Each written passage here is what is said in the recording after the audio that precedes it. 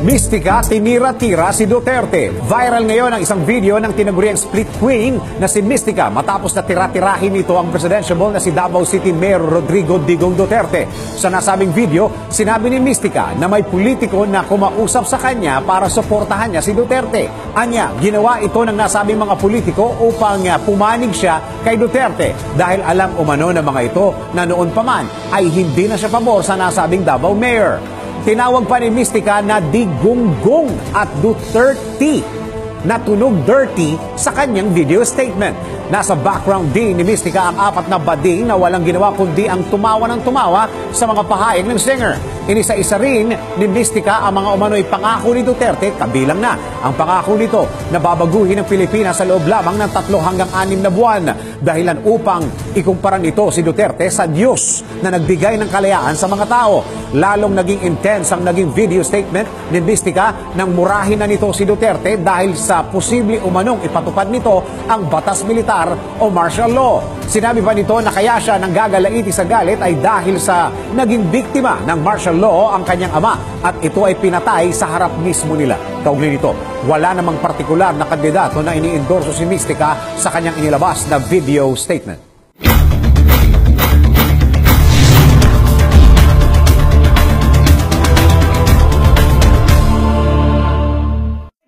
Ito, magsasalita na ako ngayon kasi di ba everyone knows na ako noon ang number 1 na lumalaban noon kay Duterte na huwag siyang iboto. Pagkatapos all of a sudden, naglagay ako sa Facebook kung ano ang iboboto ng lahat at kung ano ang mga ideas nila kung bakit siya ang iboboto at bakit hindi.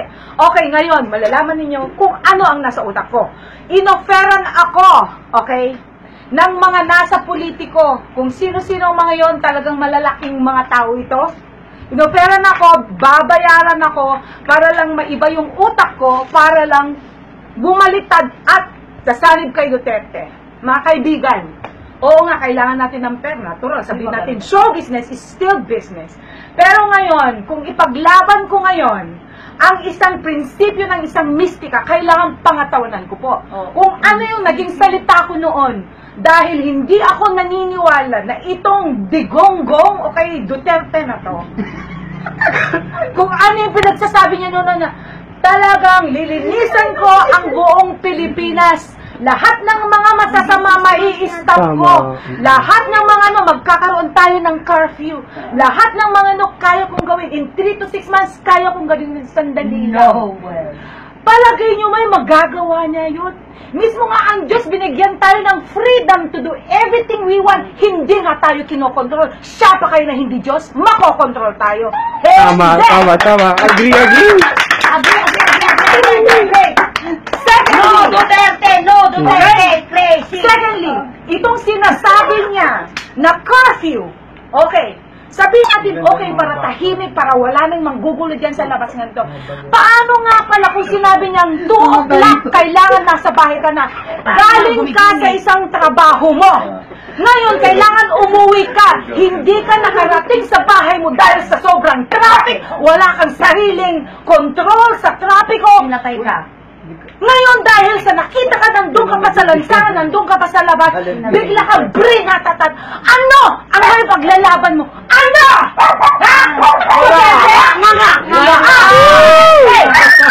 Sabihin mo naman, na-powerful si Duterte. Okay. Si Duterte ba'y parang Diyos na tinitingnan niya lahat at kung gusto niyang i-click yan, kaya niyang i-control. No. Sino ba ang mabibigyan ngayon ng power? Yung mga militar! Binigyan sila ng authority para kontrolin lahat ng mga tao, kontrolin ang pamilya mo, kahit sinong mga inosente, mga katulad natin, wala tayong magagawa dahil kulelat, hindi tayo mga militar. Gusto nyo ba na maging biktima kayo? Ikaw o ang pamilya mo na kahit wala kang kasalanan, brinatatak ka dahil lang sa law at batas ng Duterte na to! Ano? Tama!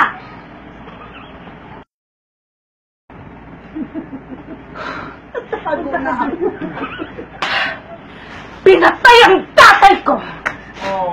Dahil walang hustisya noon Sinabi nila na curfew hour. Sinabi nila na yung tao na yan bumabaliktad dahil bumabaliktad nga ang tatay ko noon. Instead na pumapanig doon sa KBL, bumabaliktad siya, pumupunta siya doon sa panig ni Cory. Ngayon, nung alam nila na bumaliktad ang tatay ko, brinatatak na lang nila sa mismong harapan ng pamilya ko. Anong nagawa ko? Asaan ang hustisya? Dahil by the time nandoon ng martial law. Alalahanin nyo. Once is enough! Martial law is enough! Pero ang magiging kahinatnan natin pagkatapos na si Duterte ang mananalo, na yung martial law na kinakatakutan natin, magiging full blast! More than how many times the martial law, it will be ang impyerno ang buhay natin! Yan ba ang gusto nyo? Mag-isip kayo ngayon. I-like po ang page ng DZRH News Television para updated at i-share ang trending news na balitang ito para mas marami ang makabalita. At mag-comment para alam namin ang opinion mo. I never said in public, shoot to kill. Kaya may order sa dyan, shoot to kill kayo. Wala akong pakialam dyan sa human rights.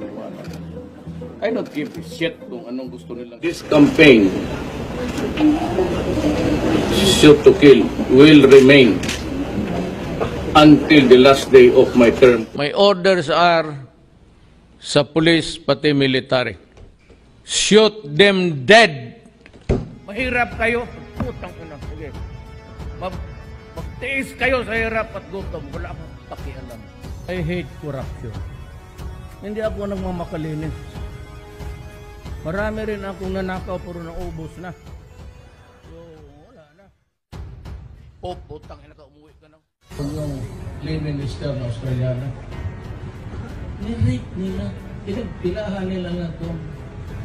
Nagalit ako kasi nirate. Oo, isa rin yun. Pero, napakaganda. Dapat, ang mayor muna ang mayor.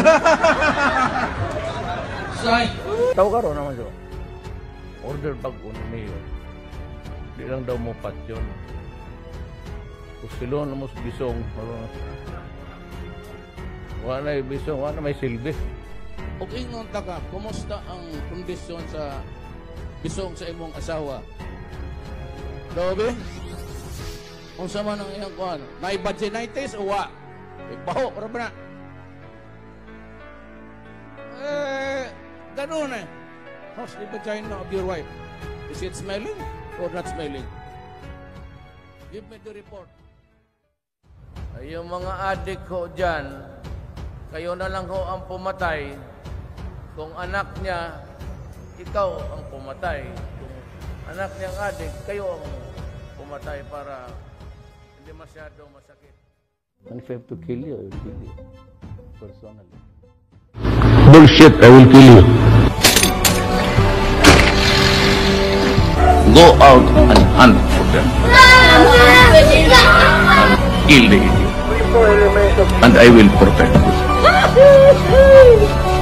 There's a 3 million drug addict. I'd be happy to slaughter him.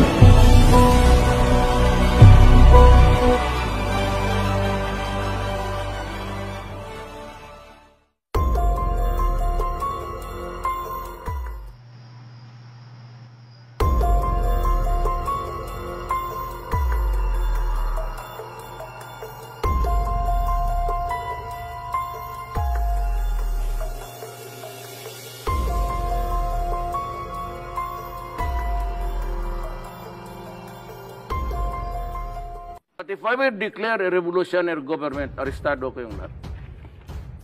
Hindi ako nananakot. Just remember, I will not hesitate to declare a revolutionary government until the end of my term. And I will arrest all of you, and we can go to a full-scale war against the Reds. Do you need to declare martial law? No. Martial law, report pa akong Congress. Mag-declare ako ng revolutionary government period. Ako sa China. Ngayon, pag ayaw nila, then I will ask the Navy to bring me to the nearest boundary dyan sa Spratly, Scarborough. Bababa ako, sasakay ako ng jet ski, dala-dala ko yung flag ng Pilipino at pupunta ako doon sa airport nila, tapos itanim ko. Then I would say, this is ours and do what you want with me. Bahala na kayo. I would stake that claim, and if they want to, matagal ko ng ambisyon niya na maging hero rin ako. Pag pinatay nila ako doon, bahala na kayong umiyak dito. You really think that I would go there riding? I don't even own a jet. No, I don't. But people perceived that as a sign that you were going to get tough with China. It was a hyperbole. Literally, you cannot expect to ride. I don't even know how to swim. And if it overturns, then you lose the president along the way. So why did you say that then? What were you referring to? Yeah, hyperbole.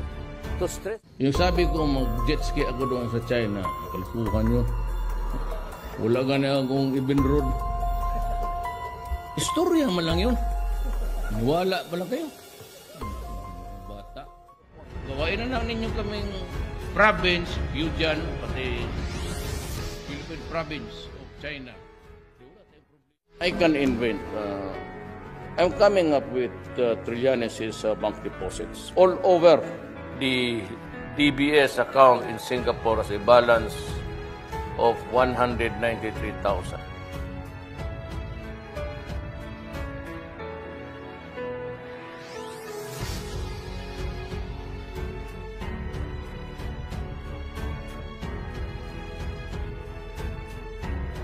Wala ito.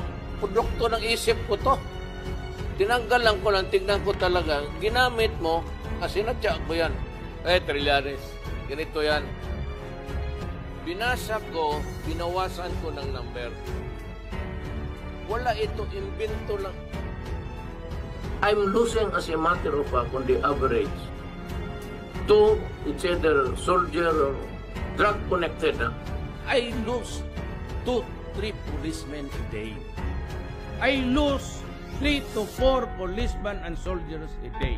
I lose 4-5 soldiers and policemen every day until today. And you can be very sure of this. I'm losing on the average 6 to 8 soldier or policemen in Mindanao. Anak na rin ako ng mahirap noon. Tatay ko gobernador noon, may iniwan sa amin.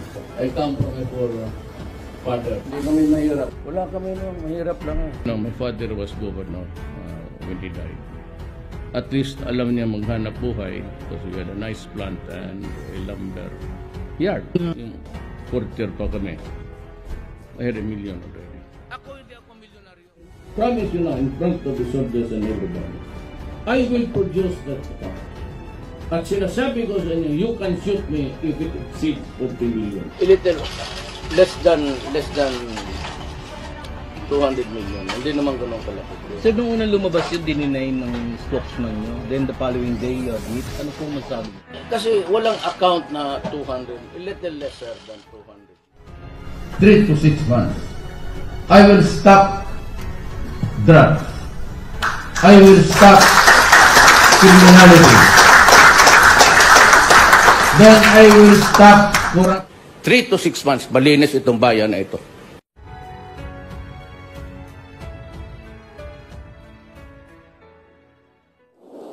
Na ito si Peter Lim,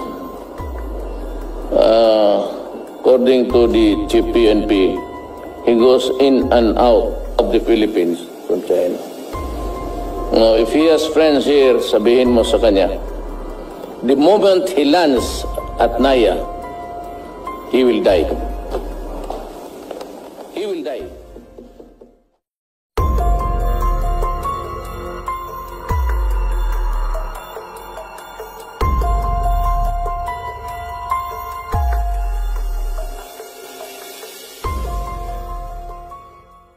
Pagkakaroon ng mga rice cartel na nasa likod ng smuggling at price manipulation. Paano babanggain ng administrasyon ninyo ang mga rice cartel na ito? Sos, ma'am. Kunyan lang. I'll do it in 3 days. Hulihin ko lang yung gagong, yung when I testified in the Senate, I identified somebody there. Bangayan. He was one of those smuggling rice. Yung cartel nila, madali yan. The timely passage of train is indeed a milestone. This is the administration's biggest Christmas gift to the Filipino people.